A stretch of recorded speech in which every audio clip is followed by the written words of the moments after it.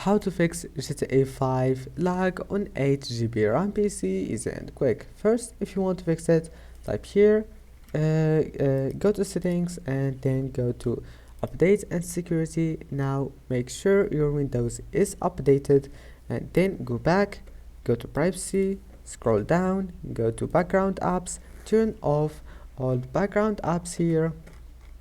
Now go back, type here device manager, and now go to display adapter, right click, update driver, search automatically for drivers, and that's it. Now make sure your driver is updated. After that, restart your PC, and after restarting your PC, right click here, go to task manager and close all applications that you don't need here, click end task, and that's it. Then try again, and I hope that's gonna help you. Don't forget to like and see you in the next video.